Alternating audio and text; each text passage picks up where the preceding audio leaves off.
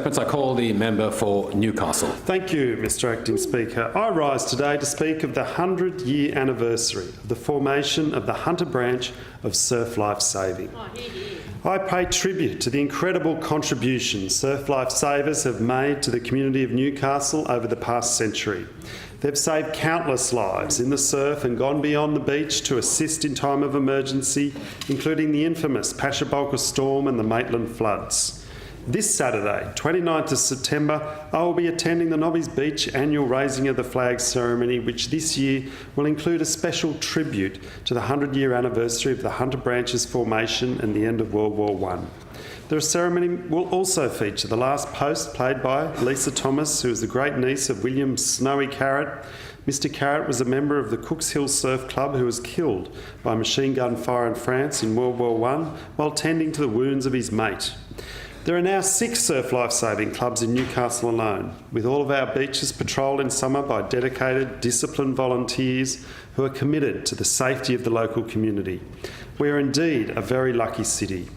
The first established surf life-saving club in the Hunter was the Newcastle branch in 1908, which was quickly followed by Merewether, Stockton and Cooks Hill. During World War I, from 1914, we saw more than 2/3 of the fit, young surf life-savers go to serve their country, just as they had served the community. Men like Cooks Hill surf life-saving member Garnet Dart, who was featured in the Newcastle Herald just this morning. His memorabilia, a bronze medallion and his war dog tag, were discussed as a historian was calling for more to be collated to mark their 100 years of service. Garnet Dart enjoyed community service, so he signed up for the Life Saving Club, but he went on to also register for a non-combative role in the war. He wanted to preserve life just as he did when he was life-saving at Cooks Hill. For this reason, he was assigned to the field ambulance in the war, doing jobs like moving wounded men on stretchers as well as treating them. When men like Garnet returned from the war, a lot of them were traumatised. Many of them sought escape through alcohol after suffering such psychological wounds in the war. The surf clubs provided a sanctuary for these injured men. They were a source of mateship, community service, camaraderie and discipline. All of these new members created a need for more clubs in the early 1920s, and the 4th club opened up in Newcastle branches, the Nobby Surf Life Saving Club, and soon after that Dixon Park was also formed. These clubs have continued to survive and thrive in Newcastle over the past century, with the clubs active in competition. Locals know that these volunteers will keep the beach safe from fatalities, but their service goes beyond the beach. One event that sticks in my mind as a great example of their continued community service on and off the beach was the Pashabolka, a storm of 2007. The storm that forced a 40,000-tonne coal ship named Pashabolka to become stranded on a sandbar off Nobby's Beach on the morning of 8th of June after strong swells and wild winds caused the giant ship to break its mooring. The Nobby Surf Life Savers were some of the first on the scene. After all, the boat had pulled up right outside their clubhouse.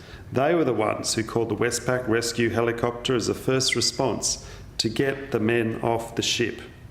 Last year, with the commemorations for the 10-year anniversary were had, former police officer and Nobby Surf Life Saving Club president Dave Edwards recounted that he was checking the club's windows to give them every possible chance of survival when the growing storm came and he first saw the recent arrival on the beach. So naturally, the life-saving instinct kicked in. That they converted the club into a command post for emergency services as authorities worked out how to get the 22 Filipino seamen off the ship. Another band of men formed an impromptu rescue team for those who were trapped in the floods that had overcome Hunter and King Streets with their rubber ducky, which sadly did not survive the storm. So this Saturday, I will say thank you to the thousands of members over the years that have saved countless lives. I also say congratulations to Chief Executive Officer of Hunter Surf Life Saving, Rhonda Scruton, President Henry Scruton and their great team for steering this fantastic organisation towards its milestone of 100 years. Congratulations and well done.